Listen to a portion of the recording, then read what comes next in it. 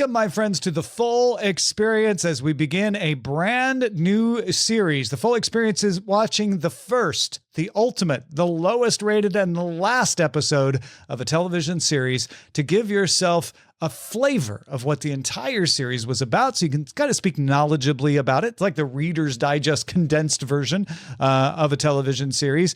And we are about to discuss The Wonder Years, the first episode, which was on January 31st, 1988, entitled Pilot, because it was, in fact, the pilot. I'm Tom Merritt. He's Brian Brushwood. As a matter of fact, we could bring in Amos right at the top on this, because Amos's gripe in the After Talk segment was, why do they got to name all the pilots pilots? Can't they come up with something else later? Like you were like, it's fine to call it a pilot when it's a pilot, but then later come up with an actual name for it. No, my argument was call it a pilot if that's the pilot that was originally shot. But if you shoot a pilot and then you change it, like don't call it pilot, call it, because now it's like pilot revised. It's the new pilot.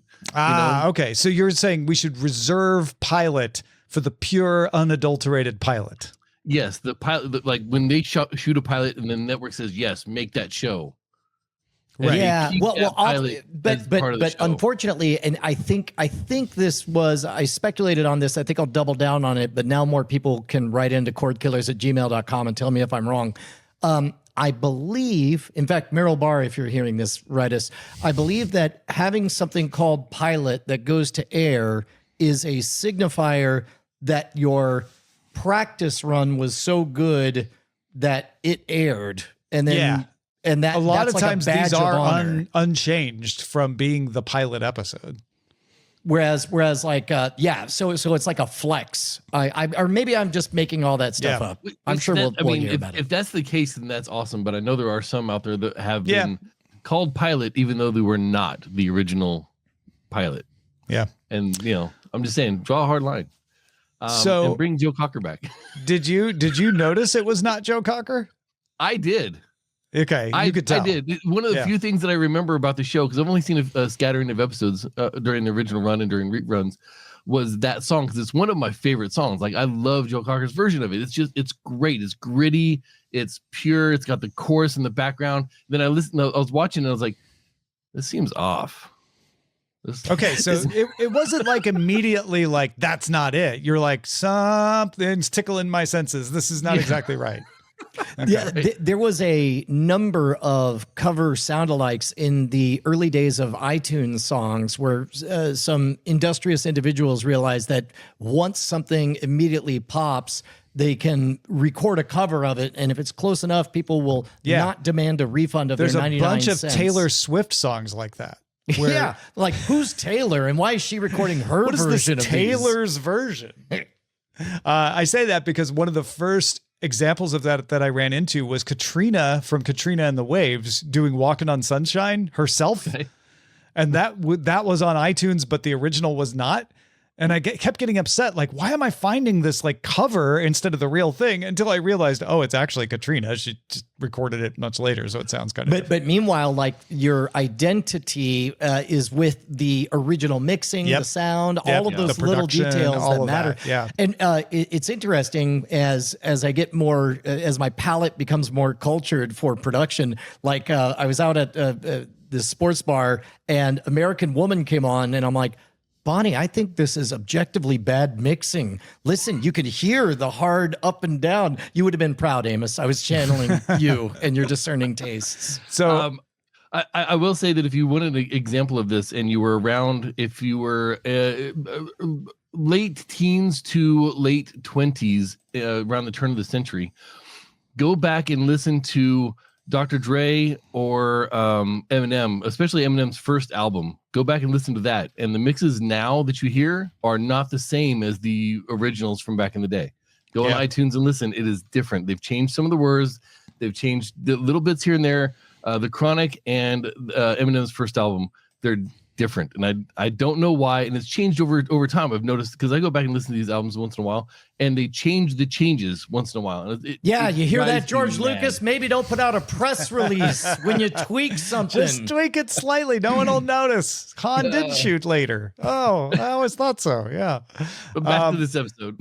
Yeah, so Joe Cocker, with a little help from my friends. I remember when this first aired, it aired after the Super Bowl in 1988. Kids, this was back when the Super Bowl happened before springtime.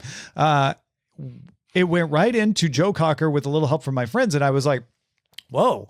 I mean, I knew that song. I actually liked that song, but I didn't think anyone else knew that song. And I thought it was bold for a broadcast network to not be using the Beatles, but it's kind of a perfect choice for that. Did you both notice a difference in the opening VO? I never really gave my full attention to it because, again, like the 88 would have been what, 8th, 9th grade. So I would have had other things on my mind. Yeah, you were thinking about Winnie, just like yeah, actually, yeah. Yeah. I just realized that in my mind, I know this does not make any sense, but in my mind, it was actually Fred Savage doing the voiceover later when on he in was life. growing up. Yeah. Him as an adult. No, I totally get that. Yeah, you're like, this isn't possible, but it would be now. I think because Fred Savage has done so many parodies of the Wonder Years since he became an adult, where he does the voiceover himself. Daniel Stern was originally the voice of the grown-up. I mean, it's kind of left vague, but we assume that it's the grown-up Fred Savage. It's the grown-up Kevin Arnold. Well, and he was fired before the first episode. So the pilot was Arya Gross, who did the pilot. They aired it and then immediately called Daniel Stern and hired him back. And he's never actually got a straight answer why. That's amazing. Well, first of all, it should be noted, if anybody, I assume most people know this, but if not, I found it interesting enough that I went down a little ChatGPT rabbit hole. This movie the show is exactly the cliche that you would imagine of talented Hollywood people sitting on a martini sipping afternoon and just saying, what if we did that movie Stand By Me as a TV show?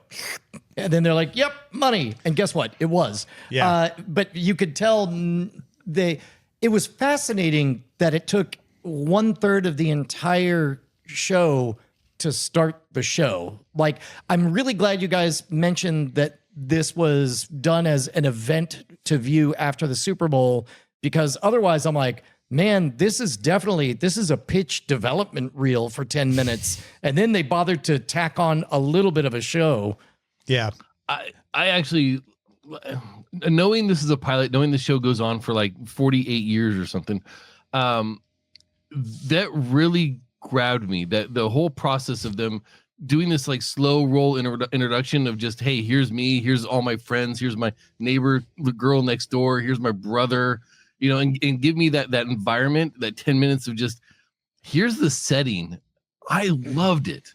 I did not expect it. I don't know that I've ever seen this episode, and I really loved that, grabbing me and doing it in an interesting way, not just flashing through things, but actually like building a story and giving me personalities of the people as they're talking about it. And it gave the twist a little later, which clearly we saw coming, with with Gwendolyn's brother dying. Yeah.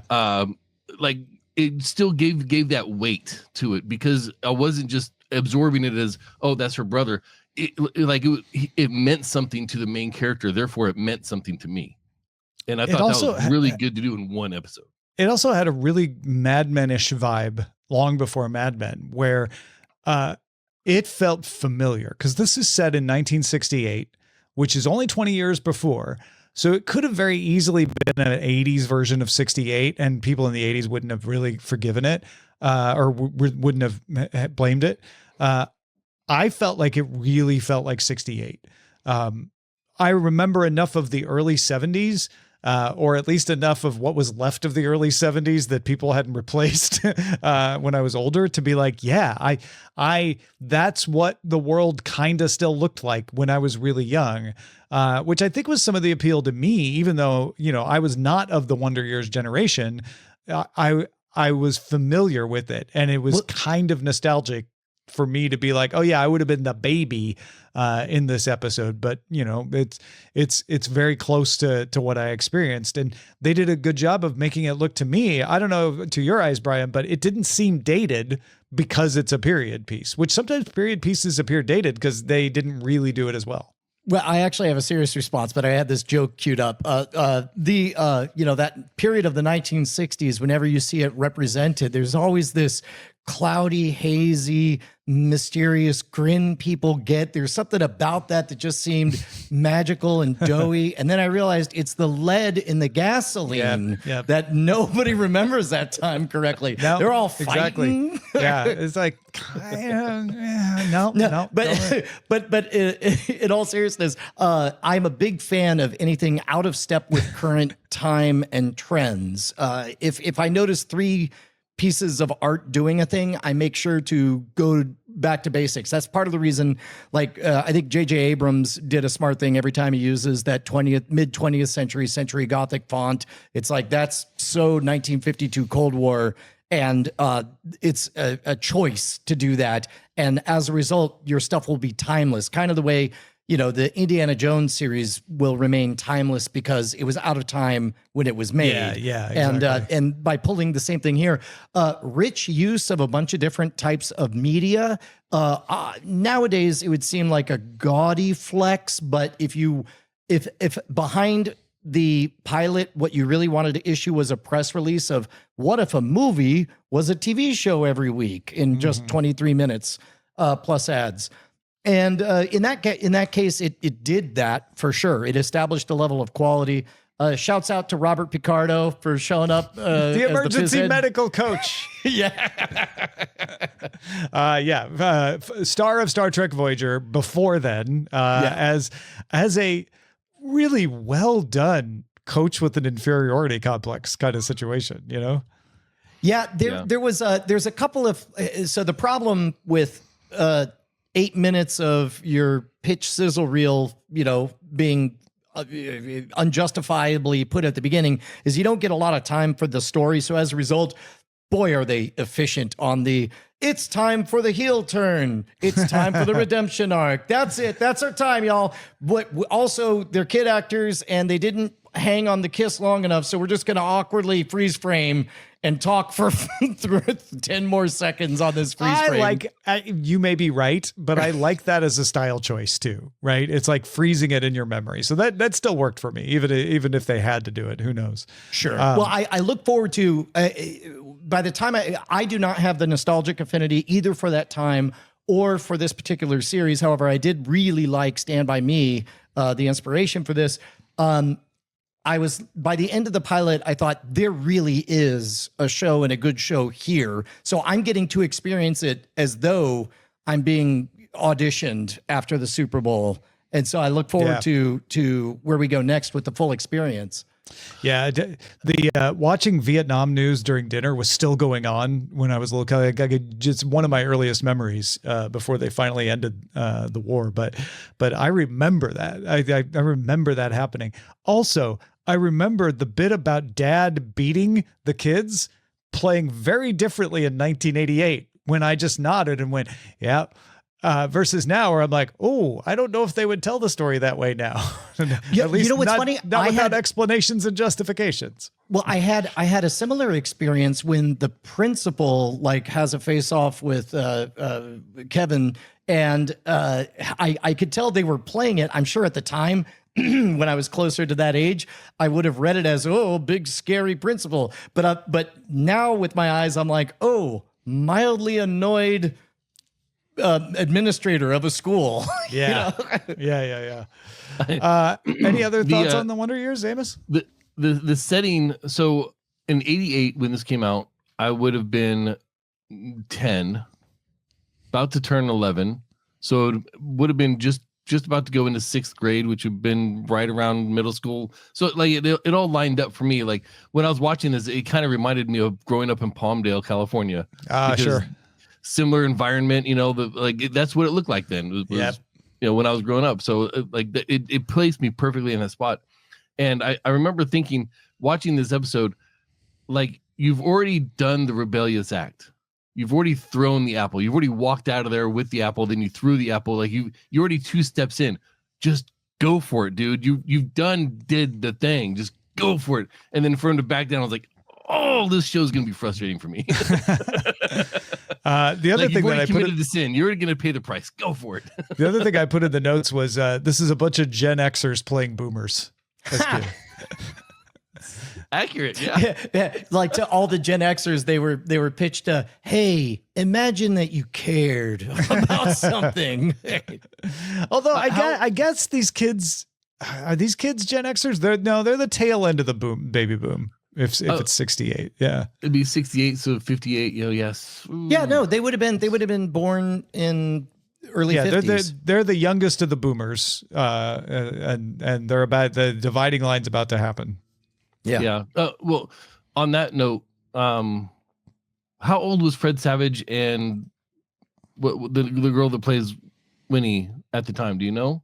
Were they 37? Well, oddly Fred enough, Savage, you can't tell. 37. No, I looked it up before I said they were Gen Xers because I wanted to find that exact thing out, and I didn't put it in my notes. So let me look it up again, though. Fred Savage was born in 1976. So he was about 12. Well, he was probably he's definitely a Gen Xer. Yeah. And let me see. So he's playing the role, the age that he is. He's not over or under playing then. Yeah. No, these kids are cast to their age. Danica McKellar doesn't get nearly the name recognition of Fred Savage, but Danica McKellar, who played Winnie, because she had the sin of actually aging, was born in 1975. Okay, so she was a little bit older. Yeah, 1 year. Yeah. Yeah, there you go. I don't know. It felt very natural to watch them. It didn't feel like I was being fed a line. It felt like they were like, I don't know, felt good watching it. All right, so our next episode will be called Goodbye, but it's not the end of the series. It is from season 3. We're going to skip ahead to April 24th, 1990, when season 3, episode 20, Goodbye, aired. That is the ultimate. That is the highest rated. So I imagine this Goodbye is going to be very poignant if this is the highest rated episode of The Wonder Years. Also, I mentioned that I watched this episode of The Wonder Years when it first aired in 1988. It was also, I believe, the first of 2 episodes of The Wonder Years that I ever watched, none of which are part of the full experience. So I'm going into the rest of these without any preconceptions. What about y'all? So back to the meta story of testing the full experience, I worry that the ultimate episode, I think we may have a MASH problem in that it's going to be, I can see why that was the highest rated. At the time. It doesn't seem like it was much better than the pilot. This is me speculating. I haven't seen it yet. Sure. We'll find out. Yeah. All right. We will find out. We will watch this and discuss it next time on The Full Experience. You get these episodes early if you're a patron. Don't forget that. Patreon.com/Cordkillers. We will give you the next dish to keep you full in this experience next time.